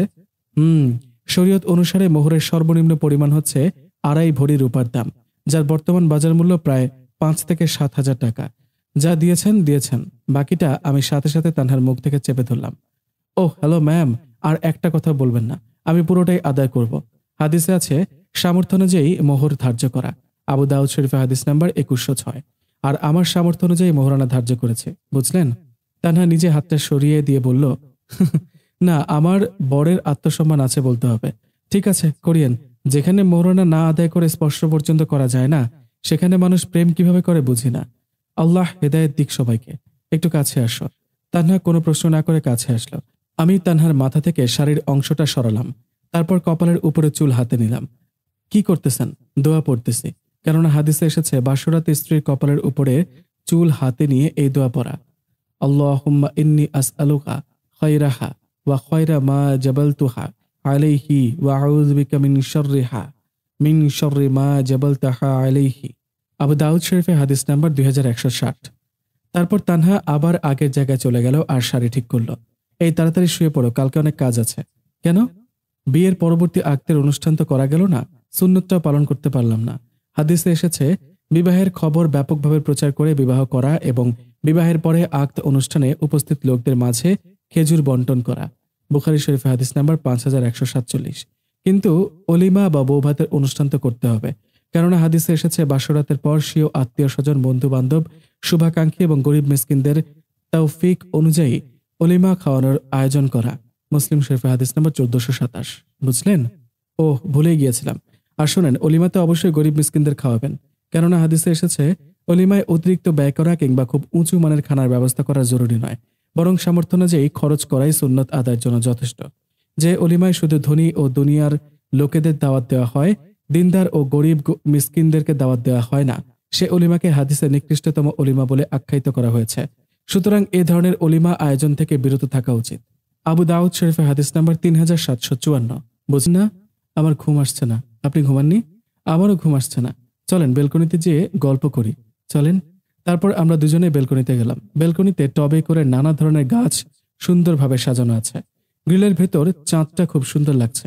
আমরা পাশাপাশি দাঁড়িয়ে আছি, হালকা বাতাস হচ্ছিল। তানহা চুল খোলা রেখেছে। এই প্রথম আমি তানহার চুল দেখলাম। মেয়েদের চুল এত সুন্দর হয় জানতাম না। চুল খোলা রাখা অবস্থায় তানহাকে আরো বেশি সুন্দর দেখাচ্ছে। আর শাড়িতে তো তানহাকে দারুণ লাগছে। এক জায়গায় পড়ছিলাম যে শাড়ি আর নারী নাকি অসাম কম্বিনেশন। আজকে সচক্ষে দেখছি। চুল ছেড়ে দেওয়া আর সাথে শাড়ি, তানহাকে যে কত সুন্দর লাগছে তা ভাষায় প্রকাশ করতে পারবো না। হালকা বাতাসে চুলগুলো উড়ছিল আর তানহার গালে এসে পড়ছিল। আমার মনে হচ্ছিল সামনে এক অপ্সরা দাঁড়িয়ে আছে। আমি এক দৃষ্টিতে তানহার দিকে তাকিয়ে আছি। তানহার কথায় আমার ঘোর ভাঙল। কি দেখছেন? প্রথম কোনো মেয়ের দিকে নজর দিলাম আর প্রথম কারো উপর ক্রাশ খেলাম। তাকেই দেখছিলাম। ক্রাশ খাওয়া হারাম, কিন্তু আমারটা হালাল। এভাবেই আমরা গল্প গুজবের মাধ্যমে সারা রাত কাটিয়ে দিলাম। সকালে খাওয়া দাওয়া করে চাচার পরিবারের কাছ থেকে বিদায় নিয়ে আমরা বাস স্ট্যান্ডের জন্য রওনা হলাম। খুব ইচ্ছা করছিল ওর হাতটা ধরে হাঁটতে, কিন্তু এখন দিনের বেলা, তাই চেষ্টাও করিনি। আমার এখন বিশ্বাস হচ্ছে না আমাদের বিয়ে হয়ে গেল। তানহা হেসে বলল, আমারও। আজকে আব্বু আম্মু অবাক হয়ে যাবে, ওদের জন্য অনেক বড় সারপ্রাইজ অপেক্ষা করছে। জি না, আজকে না। আজকে না মানে? এখন আমি রাজশাহী যাব আর আপনি দিনাজপুর যাবেন। হ্যাঁ, আজকে আমাদের বউ ভাত, আর বউ ভাতের দাওয়াতে বউই গায়েব। এটা কেমন কথা? শুধু ভাতের দাওয়াত দিব? বউ ভাতে আমাকে উপস্থিত থাকতে হবে এরকম কথা নাই। আপনি করে নিয়েন। তাহলে নাম্বারটা দেন। একদম না, 2 মাস পর দিনাজপুরে আবার পরীক্ষা দিতে আসব, তখন আপনার সাথে দেখা হবে। আর এই নাম্বারটা বন্ধ রাখবো, কারণ আপনার বন্ধুর কাছে নাম্বার থাকতেও পারে। আমি চাই না আমার নিজস্ব একটা পরিচয় না হওয়া পর্যন্ত তোমার বাড়িতে যেতে। জানি তোমার কষ্ট হচ্ছে, আমারও হচ্ছে, কিন্তু এটা আমাকে করতেই হবে। কেননা তোমার পরিবারকে তো আমি চিনি না। কোনো কিছু হয়ে গেলে আমার একটা অবলম্বন দরকার। সেই অবলম্বনটা তৈরি করার পারমিশন তোমার পরিবার আমাকে নাও দিতে পারে, তাই আমি বাধ্য। আপনার দেখছি বুদ্ধি আছে। আচ্ছা ঠিক আছে। আসলে রাজশাহী তৈরি বড় হয়েছেন, এতিম হলেও অনেক আপনজন এতদিনে তৈরি হয়ে গেছে। তাদের থেকে বিদায় নেওয়া প্রয়োজন। আর বিষয়টা এতটা সোজা না। এতদিনের সম্পর্ককে রেখে নতুন শহরে নতুনভাবে সবকিছু তৈরি করা একটা কঠিন কাজ। 2 মাস সময় তাই দেওয়াই যায়। ততদিনে তানহাও অনেকটা ধাতস্থ হবে, আর এর মধ্যে সবকিছুর জন্য নিজেকে তৈরিও করব। তাই মানা করলাম না। ধন্যবাদ পারমিশন দেওয়ার জন্য। ইনশাআল্লাহ 2 মাস পর দেখা হবে। এজন্য আমি 2 মাস অপেক্ষা করছিলাম। তারপর তানহাকে রাজশাহীর বাসে উঠিয়ে দিয়ে আমি দিনাজপুরে চলে আসলাম। এভাবেই আমার আর তানহার বিয়ে হয়েছিল এবং তানহা আর আমি আলাদা হয়ে গিয়েছিলাম। এখন বর্তমানে এই ছিল ঘটনা, বুঝলি? ওরা সবাই অবাক হয়ে তাকিয়ে আছে। মশিউর বলল, তুই তো পুরো গল্পের মতো ঘটনা ঘটায় আসছিস। এজন্যই তুই আসার দিন অনুষ্ঠান দিয়েছিলি। আমরা জানতে চেয়েছিলাম কিসের অনুষ্ঠান, কিন্তু তুই বলিসনি। এবার বুঝলাম। নেহা বলল, আমি এখনো বিশ্বাস করতে পারছি না তুই বিয়ে করেছিস। তারপর থেকে ভাবির সাথে আর দেখা হয়নি? দেখা হয়েছে। কোথায়? সময় হলে তোরা জানতে পারবি। এখন একটু আমাদের মধ্যে সমস্যা চলছে। এগুলোর পাট চুকে গেলেই সবকিছু জানতে পারবি। এক্লাস বলল, ওকে, আমার ক্ষুধা লাগছে, চল বাড়ি যাই। অনেকগুলো প্রশ্নের উত্তর দিয়ে তারপর সবাইকে বিদায় জানিয়ে আমরা নিজেদের বাড়ির দিকে রওনা দিলাম। রিপন, আমি আর মশিউর আমাদের বাসার দিকে রওনা হলাম। বাসার ভিতর প্রবেশ করতে দেখি আব্বু খবরের কাগজ পড়ছে। আমায় দেখে আব্বু বলল, আসসালামু আলাইকুম, কয়দিন গেল মনে আছে কি? ওয়ালাইকুম আসসালাম। কিসের কয়দিন গেল? আমার বৌমাকে কবে আনবি? ও, মনে আছে, আর 15 দিন তো সময় নিয়েছি। আনবো ইনশাল্লাহ। 2 দিন কিন্তু চলে গেল, আর তুই কথা দিয়েছিস। কথার খেলাপ যেন না হয়, এটা মনে রাখিস। কেননা পবিত্র কোরআনে আছে, মহান আল্লাহ বলেন, আর তোমরা অঙ্গীকার পূর্ণ করো, কেননা অঙ্গীকার সম্পর্কে অবশ্যই জিজ্ঞাসাবাদ করা হবে। বনী ইসরায়েল আয়াত 34। অন্য এক আয়াতে আছে, আল্লাহ বলেন, হে ঈমানদারগণ, তোমরা এমন কথা কেন বলো যা তোমরা কার্যত পালন করো না? সূরা সফ আয়াত 2-3। হ্যাঁ আব্বু, জানি। ইনশাআল্লাহ ঠিক সময় তোমাদের বৌমাকে পাবে। আম্মুকে ডাক দিয়ে বললাম খেতে দিতে। অনেক ক্ষুধা লেগেছে বলেই রুমে গিয়ে ফেসবুকে ঢুকলাম। ঢুকেই দেখি গুনাহগার বান্দি থেকে তানহা আমার পেজে 4টা মেসেজ দিয়েছে। মনে মনে ভাবলাম, এ তো দেখি মেঘলা চাইতে বৃষ্টি। তবে তানহার মেসেজগুলো দেখেই রাগ উঠে গেল। এসব মেসেজ মানুষ লেখে? মেসেজগুলো ছিল, এই যে লেখক সাহেব গল্প লেখেন বলে অনেক ভাব নাকি? এত অহংকার কিসের আপনার? কি হলো, কথা বলেন। মোটেই না, তোমার জন্য আমি সম্পূর্ণ ফ্রি, কারণ তুমি যেমন লক্ষ্মী বউ। বললাম, একটু ব্যস্ত ছিলাম। জি বলুন। বলুন মানে? কতগুলো মেসেজ দিয়েছে দেখেননি? আমার মনে হয় এটা অর্ণবেরই আইডি। দেখেছি তো। আচ্ছা বাদ দেন এসব। তা লেখক সাহেব, আপনাকে একটা কথা বলি। বলেন। আপনি কিন্তু অনেক সুন্দর গল্প লেখেন, তবে আমার মনে হয় আপনি কাউকে খুব ভালোবাসেন, যা গল্প পড়লে বোঝা যায়। আসলে কি তাই? জি ম্যাম, আপনি ঠিক ধরেছেন। আর সেটা আর কেউ নয়, স্বয়ং আপনি। জি, আমার জীবনেও এরকম একজন আছে। কথা বলতে বলতে সবকিছু জেনে নিলাম, কোথায় আছে, কি করে, তার জীবনের লক্ষ্য কি, সব। যদিও কিছু কিছু বিষয় আগে থেকে জানি, তাও জেনে নিলাম। এটাও জানলাম যে সে কালকে দিনাজপুর সরকারি কলেজে পরীক্ষা দিতে যাবে এবং দোয়া করতেও বলল আমাকে। আমি বললাম, সমস্যা নেই, আপনি ওই কলেজে চাকরি পাবেন ইনশাআল্লাহ। মানে বুঝলাম না, আপনি এত কনফার্ম ভাবে বলছেন কিভাবে? আস্তে আস্তে সন্দেহ আরো গভীর হচ্ছে। না, এমনি আমার মন বলল। ও আচ্ছা, দোয়া করবেন। তোমার জন্য শুধু দোয়া নয়, সব করবো মিসেস তানহা। ফি আমানিল্লাহ। আসসালামু আলাইকুম। আবার সকালে উঠে একটু পড়তে হবে। ওকে, ওয়ালাইকুম আসসালাম। তানহার সাথে কথা বলে অনেক ভালো লাগলো, কিন্তু আব্বু তো বলেছে 15 দিনের ভেতর তাদের ঘরে বৌমা আনতে হবে। কিভাবে তানহাকে রাজি করব এটাই বুঝতে পারছি না। তানহাও এগুলো কি শুরু করেছে বুঝতে পারছি না। যাই হোক, রাতের খাবার খেয়ে আর এশার নামাজ পড়ে ঘুমিয়ে পড়লাম। সকালে উঠে ড্রয়ারের চাবি নিয়ে আব্বুর অফিসে চলে গেলাম। যে আঙ্কেলের সাথে কথা বললাম। উনি আমাদের বিশ্বস্ত কর্মচারী। ব্যবসার যাবতীয় হিসাব নিকাশ উনি রাখেন। আসসালামু আলাইকুম আঙ্কেল। ওয়ালাইকুম আসসালাম। বেটা, এত সকালে আসলা যে? আজকে কি তুমি সবকিছু দেখাশোনা করবা? তোমার আব্বু আসবে না? না আঙ্কেল, আপনি যেটা ভাবতেছেন সেরকম কিছুই না। আমি একটা কাজে এসেছি। ও, আগে তো তুমি ব্যবসাটা দেখাশোনা করতা, তখন এত সকাল সকাল চলে আসতা। তাই মনে করলাম আবার তুমি বোধহয় ব্যবসার দায়িত্ব নিজের কাঁধে নিয়েছ। ইনশাআল্লাহ একদিন আবার নিব। তবে আজকে একটা জরুরি কাজে এসেছি। কি কাজ? ড্রয়ারে কি 2 লাখ টাকা ক্যাশ হবে? সকালবেলা না থাকতে পারে, তাই জিজ্ঞাসা করছি। আঙ্কেল, থাকার কথা তো। বাকিটা তোমার আব্বু জানে। ধন্যবাদ আঙ্কেল। আঙ্কেল, তুমি কি টাকাটা নিবা? তোমার আব্বুকে কি বলবো? ওগুলো তো ব্যবসার টাকা। ওইটা আমি আব্বুকে বলে দিব। আসসালামু আলাইকুম। ওয়ালাইকুম আসসালাম। ভাগ্য ভালো ক্যাশে টাকা ছিল। সেখান থেকে টাকা নিয়ে ভালো মতো লক করে বের হয়ে আসলাম। তারপর ঘনিষ্ঠ বন্ধুদের কাছে ও বিভিন্নভাবে কোনো মতে ধার দেনা করে আরো 1 লাখ টাকা জোগাড় করলাম। আমার কাছে জমানো ছিল 2 লাখ টাকা। কিভাবে জমানো, এটা রহস্যই থাক। আমি জানি তানহা অনেক ভালো ছাত্রী। বাসের ভেতর কথা বলে দেখেই বুঝতে পেরেছে। কিন্তু টাকার অভাবে তানহার এই চাকরিটা হবে না। আর এতিমদের সাহায্য করলে আল্লাহ খুশি হন। হাদিসে এসেছে, হযরত মুহাম্মদ সাল্লাল্লাহু আলাইহি সাল্লাম বলেছেন, আমি ও এতিম প্রতিপালনকারী জান্নাতে থাকব এভাবে। তিনি তর্জনী ও মধ্য আঙ্গুলি দিয়ে ইঙ্গিত করেন এবং এ দুটির মধ্যে তিনি সামান্য ফাঁক করেন। বুখারী শরীফে হাদিস নাম্বার 5304। তার উপর তানহা তো আমার নিজের বউ, ওর স্বপ্ন পূরণ করা আমার দায়িত্ব। আর তানহা যে শুরু করেছে তাতে ভয় হচ্ছে যে চাকরিটা না পেলে তানহা আবার রাজশাহী চলে যেতে পারে। তাই তানহার জন্যই টাকাগুলো জোগাড় করা। টাকা নিয়ে সোজা কলেজের হেড স্যারের কাছে গেলাম এবং সব ঘটনা বলে আর বুঝিয়ে তানহার নামে টাকা জমা দিলাম। এটাও বললাম দয়া করে যেন তানহাকে কিছু না বলে। আর তানহা যে আমার স্ত্রী এটা আমার বাবাকেও জানাতে মানা করলাম। আমি সময় হলেই সবাইকে জানাবো। হেড স্যার বললেন, ওকে। আচ্ছা অর্ণব, একটা কথা বলি। স্যার বলুন। তুমি কলেজে কেন ভর্তি হইলা এটা বুঝলাম না। স্যারকে কারণটা বললাম। অনেক ভালো কাজ করতেছ, রহস্যটা তাড়াতাড়ি খুলব। স্যার আরেকটা রিকোয়েস্ট করতাম। বলো তোমার কি সাহায্য করতে পারি? তানহা খুব কঠোরভাবে পর্দা করে, তাই পর্দাটাতে তানহাকে যেন ছাড় দেওয়া হয় প্লিজ। বিষয়টাতে একটু সমস্যা হতে পারে, কিন্তু তোমাকে কথা দিলাম যে তানহা ওর মতো পর্দা করে আসতে পারবে। আমি কথা বলবো এটা নিয়ে। তোমার বাবা সাহায্য করলে আর লাগবে না। ইনশাআল্লাহ আব্বু করবে, এটা আমার বিশ্বাস আছে। আসসালামু আলাইকুম স্যার, আজ তাহলে উঠি। ওয়ালাইকুম আসসালাম। তারপর কলেজ থেকে বের হয়ে বাসায় আসলাম। বাসায় এসে খাবার খেয়ে একটু ঘুমিয়ে পড়লাম। সন্ধ্যায় উঠে আম্মুকে বললাম, আম্মু আমি নাজিমকে আনতে গেলাম। নাজিম তো আজ পড়তে যায়নি। দূর, আর তানহার বাসা যাওয়া হলো না। এখন কি করি? নাজিমটার উপর রাগ উঠতেছে। কিরে অর্ণব, কি হলো? কি ভাবছিস? কই আম্মু, কিছু না তো। ওনার সামনে পরীক্ষা, এভাবে চললে কিভাবে ভালো ফলাফল পাবে? তোরও তো সামনে পরীক্ষা, তুই কেন পড়িস না? এই রে, আমার তীর ঘুরে আমার দিকেই আসছে। না মানে আম্মু, ওর তো পরীক্ষা আরো কাছে, তাই ওকে ভালো মতো পড়তে হবে। ও, তাও পরে। তুই কলেজে কেন ভর্তি হইলি এটা আমার মাথায় ঢুকে না। পড়াশোনা তো করিস না, একটা বিয়ে করে ব্যবসার দায়িত্ব নিস না। এই সময় নেগলা কল দিয়েছে, আল্লাহ বাঁচাইছে। খুব তাড়াতাড়ি আম্মুর সামনে থেকে কেটে পড়লাম। কলটা ধরে, আসসালামু আলাইকুম, কি জন্য কল দিলি? ওয়ালাইকুম আসসালাম, আমার সামনের মাসে বিয়ে ঠিক হয়েছে। আলহামদুলিল্লাহ। ছেলেটার ব্যাপারে যা শুনেছি তা থেকে বুঝেছি ছেলেটা দিনদার।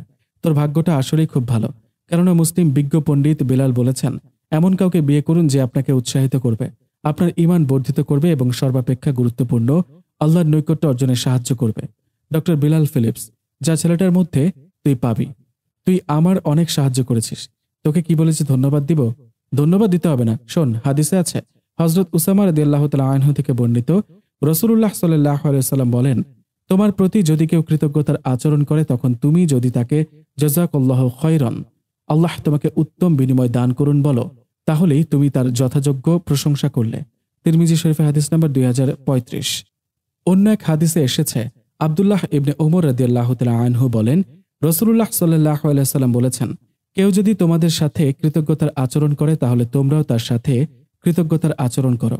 তাকে কিছু হাদিয়া দাও। যদি কিছু দিতে না পারো অন্তত তার জন্য দোয়া করো, যাতে সে বুঝতে পারে যে তুমি তার প্রতি কৃতজ্ঞ। বুখারী শরীফ হাদিস নাম্বার 216। নেগলা বলল, জাযাকাল্লাহু খায়রান। তবে পুরুষদেরকে ধন্যবাদ দেওয়ার জন্য বলা হয় জাযাকাল্লাহু খায়রান এবং মহিলাদের ধন্যবাদ দেওয়ার জন্য বলা জাযাকিল্লাহু খায়রান। কিন্তু অনেকে শুধু বলে জাযাকাল্লাহ অথবা শুধু জাযাক।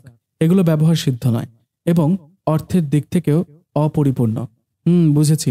এর মাধ্যমে শুধু কৃতজ্ঞতা প্রকাশ নয়, উপকারের জন্য কল্যাণের প্রার্থনাও আছে। আর সবচেয়ে গুরু বিষয় হলো এটি নবীজি সাল্লাল্লাহু আলাইহি ওয়াসাল্লামের সুন্নত। অনেক গুরুত্বপূর্ণ একটা বিষয় তুই আজকে বললি। আর হাদিসে আছে, যখন উসাইদ ইবনে হাদাই রাদিয়াল্লাহু তাআলা আনহু রাসূলুল্লাহ সাল্লাল্লাহু আলাইহি ওয়াসাল্লামকে বলেন, হে আল্লাহ রাসূল, জাযাকাল্লাহু খায়রান, তখন রাসূলুল্লাহ সাল্লাল্লাহু আলাইহি ওয়াসাল্লাম বলেন, ওয়া আনতুম ফাজাযাকুমুল্লাহু খায়রান, তোমাকেও আল্লাহ উত্তম প্রতিদান দিন। সহিহ হাদিসে এমন কোনো প্রমাণ নেই যেখানে রাসূলুল্লাহ সাল্লাল্লাহু আলাইহি ওয়াসাল্লাম ওয়া ইয়াকুম অর্থ তোমার প্রতিও দয়া হোক বলে জবাব দিয়েছেন। কাজেই সঠিক সুন্নাহর অনুসরণ করাই উত্তম, যার জবাব হলো ওয়া আনতুম ফাজাযাকুমুল্লাহু খায়রান। দেখ কত সুন্দর শিক্ষা আমাদের ছিল, কিন্তু আমরা শুধু অবহেলা করেছি এবং ক্ষতিগ্রস্ত হয়েছে। আমাদের পূর্বপুরুষরাও শেখায়নি, আমরাও শিখিনি, বরং শিখতে চাইও নি। ঠিক বলেছিস। ঠিক আছে, এখন রাখি। সবাইকে বিয়ের খবরটা জানাতে হবে। আসসালামু আলাইকুম। ওয়ালাইকুম আসসালাম। ফোনটা কাটলাম আর সাথে সাথে আব্বু আমাকে ডাকলো। আমি আব্বুর কাছে গেলে, তুই নাকি 2 লাখ টাকা ক্যাশ নিয়েছিস, এত টাকা কি করলি? নিয়েছি। এত টাকা নিয়েছো কেন? আর আমাকে না বলে নিয়েছো কেন? ওই যে বউ মানে তোমার বৌমার জন্য নিয়েছে।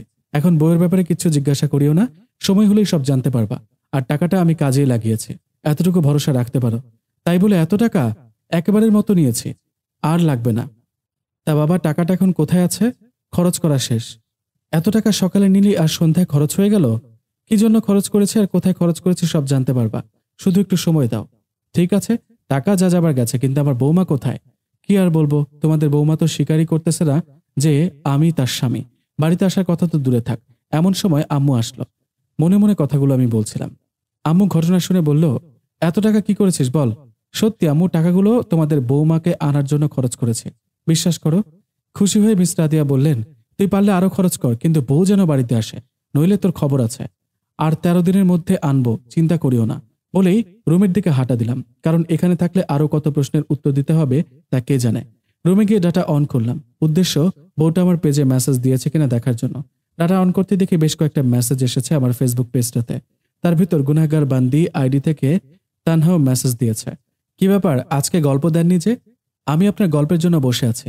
না, আজকে দিতে পারিনি। কেন? আসলে ব্যস্ততার কারণে লিখতে পারিনি। আপনি এত ব্যস্ত থাকেন কেন? আরে তেমন কিছু না। এটা বলেন যে আপনার চাকরির কি হলো? পরীক্ষা তো দিয়ে এসেছি, মনে হয় পরীক্ষা টিকবো, কিন্তু কিন্তু কি? আমার মন বলছে চাকরিটা হবে না, কারণ এত বড় একটা কলেজের চাকরি এমনি এমনি দিবে মনে হয় না। টাকার ব্যাপার তো থাকবেই। ওইটা চিন্তা করিয়েন না। মানে? বুঝতে পারলাম না। আমার তো মনে হচ্ছে এটা অর্ণবী হবে, এজন্য আমাকে চিন্তা করতে মানা করছে। মানে হলো আপনার চাকরি এমনিতেই হবে, আর সেটা খুব তাড়াতাড়ি। তাই নাকি? আমার তো মন বলছে হবে না। যদি চাকরিটা হয়ে যায় তাহলে আমি সম্পূর্ণভাবে নিশ্চিত হয়ে যাব এটা অর্ণব। দেখে নিয়েন, আমার কথাই সত্যি হবে। আমার চাকরিটা হলে আপনার সাথে দেখা করব। এটা অর্ণব হলে কথা ঘুরিয়ে বলবে দেখা করবে না। দেখা যাক কি করে। মানে বুঝলাম না। মানে হলো আপনার বাসা তো দিনাজপুর, আমিও দিনাজপুরে থাকি, তাই ভাবছি আপনার সাথে দেখা করব। আমার সাথে দেখা করলেই তো বুঝতে পারবে যে আমি ওর স্বামী। একদম দেখা করা যাবে না। তারপর বললাম, আমার সাথে দেখা করে কি করবেন? মিস্টার অর্ণব, আমার সাথে চালবাজি করছেন? আমি এখন নিশ্চিত এটা অর্ণব। না, এমনি। আপনি এত ভালো গল্প লেখেন, দেখা হলে নিজেকে ধন্য মনে করতাম। একদিন আপনাকে অবাক করে দিব আপনার সামনে গিয়ে। তাই নাকি? জি না মিস্টার, আমি এতটা বোকা না যে এটা আপনি আর আমি বুঝতে পারবো না। এই কথা দিয়ে তো আপনি আরো নিশ্চিত করে দিলেন। কে অবাক হয় এটা সময় হলেই বলে দিবে। ওকে, এখন একটু কাজ আছে। আসসালামু আলাইকুম। ওয়ালাইকুম আসসালাম। পরের দিন সকালবেলা নাস্তা করে কলেজে গেলাম। 2-3টা ক্লাস করার পর তানহার খবরটা নেওয়ার জন্য কলেজে গিয়ে দেখি নেহা আর নেগলা বসে আছে। সোজা ওদের কাছে গেলাম। নেহা বলল, আসসালামু আলাইকুম বিবাহিত অর্ণব সাহেব। ওয়ালাইকুম আসসালাম সিঙ্গেল মিস নেহা। আমার কেউ একজন আছে। ও তাই নাকি? নামটা একটু বলেন শুনি। যদিও আমরা জানি রিপন, কিন্তু তারা নিজেদের মধ্যেও বিষয়টা গোপন রেখেছে, এমনকি পরস্পরকেও জানায়নি, এবং তারা কঠোরভাবে সংযত আচরণ করে। জি না, বলবো না। কেননা হাদিসে এসেছে, যে ব্যক্তি কাউকে ভালোবাসে তা লুকিয়ে রাখে, নিজেকে পবিত্র রাখে এবং এই অবস্থায় মারা যায়, সে শাহাদতের মর্যাদা লাভ করবে। কনজুল উম্মাল 30/74। বুঝলি? হুম। আল্লাহ যেন তো সব নেক ইচ্ছা পূরণ করে।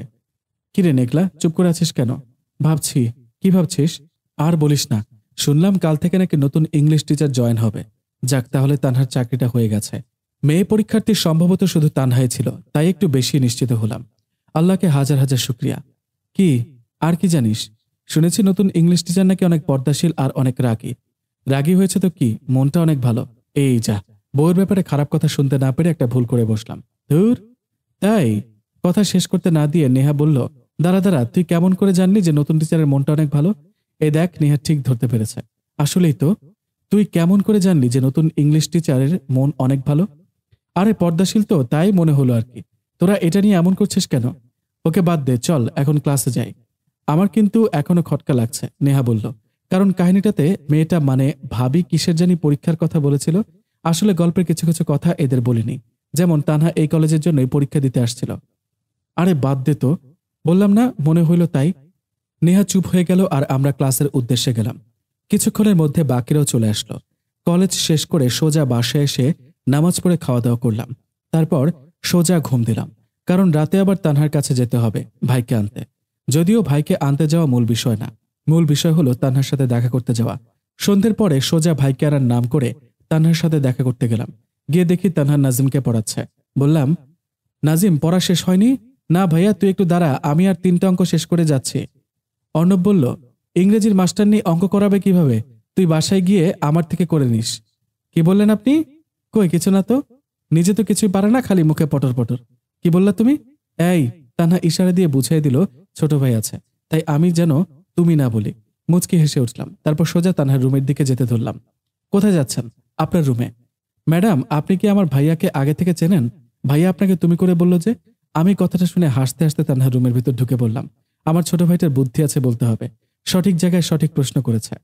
তানহা বলল, বড়দের সব কথা শুনতে নেই, চুপ থাকো, আর তুমি এখানে এই অঙ্কটা করো, আমি ভেতর থেকে একটু আসছি। দেখেন ম্যাডাম, বেশিক্ষণ থাকেন না যেন, নালে পড়ে যেতে পারেন। আল্লাহ, এগুলা কি বলে? আমাকে প্রেমে পড়ার কথা বলছে, পিচ্চি শয়তান একটা। মানে কিসে পড়ে যাব? আমি বলতে পারবো না, ভাইয়া রুমে আছে, ওখানে গেলে পড়লেও পড়তে পারেন। মনে মনে বলল তানহা, কি বিচ্ছুরে বাবা, প্রেমে পড়ার কথা বলছে, তাও আবার ইশারায়। দুই ভাই একই রকম, লজ্জা শরম কিচ্ছু নাই। আমি ম্যাডাম হই আর আমার সাথে এগুলো? কিন্তু বাছাধন, তুমি তো জানো না, তোমার ভাইয়ের প্রেমে আমি অনেক আগেই পড়ে গেছি। বললাম, অঙ্কটা না পারলে ভালোভাবে টাইট দিব, ওইদিকে মনোযোগ দাও, না হলে থাপ্পড় খাবা। এই বলে হাঁটা দিলাম। আমি খাটের উপর বসতেই দেখি আমার বউটা নিজের ফোন বালিশের উপর রেখে গিয়েছে। নতুন মোবাইল, তাও আবার অ্যান্ড্রয়েড। মোবাইলটা হাতে নিয়ে দেখি, ও মা, কোনো লক দিয়ে রাখেনি। সাথে সাথে তানহার মোবাইলটা থেকে ওর নাম্বারটা আমার ফোনে সেভ করে নিলাম। মনে হলো কেউ আসছে। পেছনে তাকিয়ে দেখি তানহা আসছে। সাথে সাথে তানহার মোবাইলটা বালিশের নিচে রাখলাম। আপনি কি বললেন? কই, কিছু বলিনি তো। বাইরে তুমি করে বললেন কেন? কখন কি বলছি? আবার একই প্রশ্ন কেন? তুমি করে বললেন কেন? বউকে তো তুমি করে বলবো, তাই না? কে বলেছে আমি আপনার বউ? কেউ না বললেও আমি তো মানি। মানতে কে বলেছে? কেউ না। আর এটা নিয়ে আমি তর্ক করতে চাচ্ছি না। আমিও চাচ্ছি না, এখন যান। যাচ্ছি, তার আগে বলো তোমার চাকরিটা হলো কিনা। আপনাকে বলতে বাধ্য নই আমি। এমন সময় বাড়িওয়ালা আসলো। তানহা বাইরে গেল কথা বলতে। আসসালামু আলাইকুম চাচা। ওয়ালাইকুম আসসালাম। আজকে যে টাকাটা দিতে হবে মা? কথাবার্তা শুনে বুঝলাম তানহা আজকে দিতে পারবে না। আর আমার মনে হয় ও এই মাসে আর দিতেই পারবে না। তাই বাড়িওয়ালাকে দেখতে বাইরে বের হলাম। বাড়িওয়ালা আমাকে দেখতে পেয়ে, বাড়িতে এত রাতে ছেলে ঢুকাইছো, এটা কিন্তু একদম ভালো করনি। অন্তত পক্ষে তোমার কাছে এরকমটা আশা করি নাই। আপনি এরকম কথা বলতে পারেন না। উনি আমি যে বাচ্চাটাকে পড়াই তার বড় ভাই। তাই বলে রাতের বেলা রুমের ভিতর ঢুকানো কি ঠিক? বলো মা। আমি আর সহ্য করতে পারছিলাম না। সোজা বাড়িওয়ালার সামনে গেলাম। আসসালামু আলাইকুম। আপনি আমার বাবার বয়সী, তাই আপনার সামনে নম্রভাবেই কথা বলছি। কিন্তু আপনার চিন্তাভাবনার জন্য আপনাকে প্রাপ্য সম্মানটুকু দিতে পারছি না। আমি তো তানহার ভাইও হতে পারতাম, তাই না? না জিজ্ঞেস করে কি জন্য খারাপ ধারণা পোষণ করলেন? আর পবিত্র কোরআনে আছে, সন্দেহ এড়িয়ে চলুন। আর আমি ওনার স্বামী হই, বুঝলেন? অবাক হয়ে বাড়িওয়ালা বলল, আমি দুঃখিত, এটা জানতাম না যে তানহা আপনার বউ। আর আপনি বুঝতে পারছেন না যে তানহার টাকার সমস্যা হচ্ছে? পবিত্র কোরআনে আছে, ঋণ গ্রহণকারীর কঠিন পরিস্থিতিতে পরিশোধের সময় বাড়িয়ে দিন। বাড়িওয়ালা বলল, কিন্তু আমারও যে টাকাটা লাগতো। কত টাকা? মোট 8,500। আপনার টাকা আপনি কালকে পেয়ে যাবেন। এতক্ষণ চুপ থাকার পর তানহা বলল, আপনি এসব নিয়ে ঝগড়া করছেন কেন? আমি তো ওনার সাথে কথা বলছিলাম। আপনি এখান থেকে আপনার ভাইকে নিয়ে যান। তুমি চুপ থাকো। না জেনে শুনে এত বড় কথা বলবে কেন? এটা আমি সহ্য করব না। আর ওনার সাথে ভালোভাবেই কথা বলছি। বলেছে, আমায় বলেছে। আপনার কি? আমার কি মানে? এক থাপ্পড়ে সব দাঁত ফেলে দেব তোমার। সবসময় ফাজলামি, জানো না আমার কি? তানহা চুপ হয়ে গেল। বাড়িওয়ালার দিকে ঘুরে আমি বললাম, আপনাকে তো নতুন মনে হয়, আগে কখনো দেখিনি। জি, আমি নতুন, কয়েক মাস হলো বাড়িটা কিনেছি। আমি এলাকার স্থানীয়, খুব সহজে আমার ঠিকানা পেয়ে যাবেন। আপনাকে কথা দিচ্ছি যে টাকাটা আপনি পেয়ে যাবেন, তাও আবার খুব দ্রুত। এর মধ্যে তানহার যেন কোনো অসুবিধা না হয়। ঠিক আছে নাজিম, তাড়াতাড়ি বাইরে আয়, বাড়ি যাব। নাজিম আসতেই সেখান থেকে চলে আসলাম। বাড়িওয়ালা বলল, তানহা, সত্যি কি সে তোমার স্বামী হয়? চাচা, সত্যি। আর আমি তাকে খুব ভালোবাসি, কিন্তু তাকে বলি না, কারণ সে এখনো কলেজে পড়ে। তাই ওর পড়াশোনা শেষ না হওয়া পর্যন্ত বলবো না, তার কাছেও যাব না। নইলে অর্ণবের পড়াশোনার ক্ষতি হতে পারে, যা আমি মোটেও চাই না। আর উনি আমাকে অনেক ভালোবাসেন, তাই আপনার কথাতে অনেক রাগ করেছেন। ওর হয়ে আমি মাফ চাচ্ছি। আর এজন্যই আমি অর্ণবের সাথে এরকম ব্যবহার করছি। আমি জানি আমাকে পেলে সে পড়াশোনায় একদম মনোযোগী হবে না, যার ফলে ওর ভবিষ্যৎ ঝুঁকির মুখে পড়বে, যা আমি কখনোই হতে দিতে পারি না। বাড়িওয়ালা বলল, আমি তো এসব জানি না। ছেলেটা সত্যি তোমাকে অনেক ভালোবাসে, কিন্তু প্রচন্ড রাগী। আবার রাগের উপর নিজের কন্ট্রোল আছে। অনেক ভালো স্বামী পেয়েছ। আচ্ছা, তাহলে আজ আমি আসি। তানহা বলল, কফি খেয়ে যান। না, আজ না, অন্য একদিন। আসসালামু আলাইকুম। ওয়ালাইকুম আসসালাম। রাস্তায় হাঁটছি আর ভাবছি কিভাবে টাকা দিব। তানহার চাকরির জন্য তো যা ছিল সব দিয়ে দিয়েছিলাম। এখন তো আমি ফতুর হয়ে গেছি, তার উপর আবার ধার দেনা হয়ে গেল, ওইটা আলাদা। কিন্তু টাকাটা তো কালকে দিতে হবে। চিন্তা করতে করতে বাড়িতে পৌঁছে গেলাম। রাতে খাবার খেয়ে নামাজটা পড়ে নিয়ে ঘুমাতে গেলাম। তানহার কাছ থেকে নিশ্চিত হতে হবে যে ওর চাকরিটা হয়েছে কিনা, যদিও সবকিছু ওর দিকেই নির্দেশ করছে। ফেসবুকে ঢুকেই দেখি তানহা মেসেজ দিয়েছে, আসসালামু আলাইকুম। ওয়ালাইকুম আসসালাম, কেমন আছেন? আলহামদুলিল্লাহ, অনেক ভালো আছি। তাই নাকি? মনে হয় চাকরিটা পেয়েছেন। কাল থেকে জয়েনিং এবং কালকে থেকে ক্লাস নিব। জি মিস্টার অর্ণব, এখন তো নিশ্চিত এটা আপনি। আর চাকরিটা হইতে আপনি সাহায্য করেছেন, এটাও বুঝতে পারছি। বলেছিলাম না আপনার চাকরিটা হবে। এমন সময় বুঝতে পারলাম আব্বু আমার রুমের দিকে আসছে। খুব তাড়াতাড়ি আমার মোবাইলটা বালিশের নিচে রাখলাম এবং পাশেই রাখা একটা বই নিয়ে পড়তে শুরু করলাম। এটা কি করতেছিস? আমি তো জানি তুই একদম পড়াশোনা করিস না। একটা বিয়ে করতে বললাম, সেটাও তো তোর দ্বারা হচ্ছে না। এতদিন লাগে একটা মেয়েকে বিয়ে করে আনতে? তোর কোনো পছন্দের মেয়ে আছে নাকি তাও বলিস না। এতগুলো টাকা বউ আনার নাম করে উধাও করে নিলি। আমরা কি বেঁচে থাকতে তোর বউ দেখতে পারবো না? এটা কি করতেছি মানে? আমি বুঝলাম না। দয়া করে একটু বুঝাইয়া বলো। মনে হচ্ছে একেবারে ছোট বাচ্চা, যেন কিছুই বোঝে না। মোবাইলটা যে বালিশের নিচে তা আমি দূর থেকেই দেখলাম। আমাকে আসা দেখে মোবাইলটা বালিশের তলে রেখে বই পড়া শুরু করলো। থাপ্পড় লাগাবো একটা। মনে মনে অর্ণব বলল, এই রে, তার মানে বাবা আগে থেকে সব দেখে ফেলেছে। কি আর করা, দেখে যখন ফেলেছে দু চারটে বকা খেয়ে নেই। রোজ তো এই 1-2 কেজি শুধু বকাই খাই। এখন কিছু খেলে সমস্যা কি? কি ভাবছিস বলতো? আচ্ছা, তুই কি চাস না যে তোর আম্মু একটু শান্তিতে থাকুক? তোর মা একা একা সব কাজ করে। আমি রান্নার জন্য কাজের বুয়া রাখতে চাইলেও সেটাও রাখতে দেয় না। তোর মায়ের ইচ্ছে, অনেক দিনের ইচ্ছে যে তোর বউয়ের হাতের রান্না খাবে, কিন্তু এখন তো মনে হচ্ছে সেটা কখনো বাস্তবে পরিণত হবে না। মনে রাখিস, পবিত্র কোরআনে আছে, পিতামাতার প্রতি দায়িত্বশীল আচরণ করুন। কি আর বলবো আব্বু, তুমি তো জানো না যে তোমার ছেলে অনেক আগে বিয়ে করেছে, 2 মাস আগে, কিন্তু তোমার বৌমা তো আসতেই চাচ্ছে না। এখন কি ধরে বেঁধে নিয়ে আসবো? তোমাদের বৌমা তো আমাকে বোঝে না। সে চায় না যে আমি তার পাশে থাকি। ওর মাথায় যে কোন ভূত চাপছে আল্লাহ জানে। এখন দেখি কি করা যায়। কিরে বাবা, কি ভাবিস? কই কি? কিছু না তো, বাদ দাও। দেখবা সঠিক টাইমে তোমাদের বৌমাকে আমি ঘরে নিয়ে আসবো। এখন ঘুমাতে যাও, আমিও ঘুমাবো।